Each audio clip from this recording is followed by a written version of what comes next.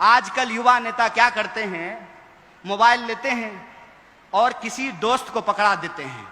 ध्यान से सुनना इस बात को।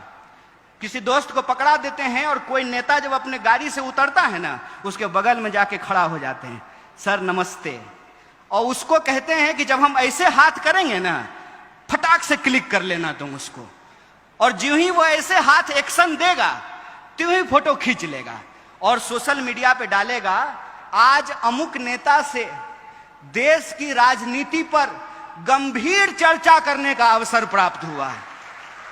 हाथ जोड़ करके कहते हैं भाई ये मत करना, ये मत करना, ये याद रखना कि तुम्हारी राजनीति क्या है। इस देश में बाप जात पैसा चलता है मेरे भाई, बीजेपी, बाप जात पैसा। अगर बाप जात और पैसा नहीं है तो तुम्हारे पास एक ही विकल्प है, तुमको ऑथेंटिक होना पड़ेगा। वैलेंटाइन डे पे झूठ मूठ का आई लव यू कहने से काम नहीं चलेगा मेरे भाई। अगर प्यार करते हो तो तुम्हारे दिल में प्यार हो, और वो प्यार ऐसा हो कि वो इंसान तुमको मिले ना मिले तुम ही प्यार बन जाओ, ऐसा जज्बा तुम्हारे अंदर होना पड़ेगा। और ऐसा जज्बा अगर तुम्हारे भीतर है तो मैं तुमको एक बात कह देता हूं, कोई बाप ऐसा बच्चा नहीं पैदा किया है कि संघर्ष की कोख से पैदा होने वाले इंसान का रास्ता रोक दे।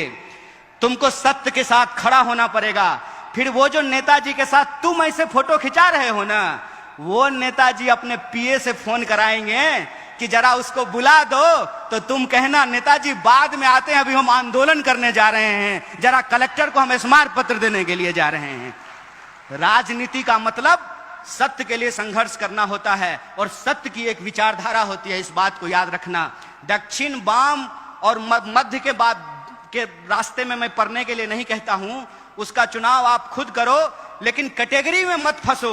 लेकिन एक कैटेगरी जरूर होती है, वो कैटेगरी होता है सत्य का। उस सत्य की विचारधारा पे चलो, और इस देश ने बार बार ये साबित किया है, यह देश बुद्ध की धरती है, इसीलिए यहां कोई भी संघर्ष हिंसा से नहीं अहिंसा से करके उस संघर्ष को जीता जा सकता है। अगर बुद्ध ने उंगली माल को संत बना दिया अपने अहिंसा से, तो तुम भी आज के उंगली माल को रास्ते पे ला सकते हो अपने संघर्ष से। बस इस बात को याद रखना।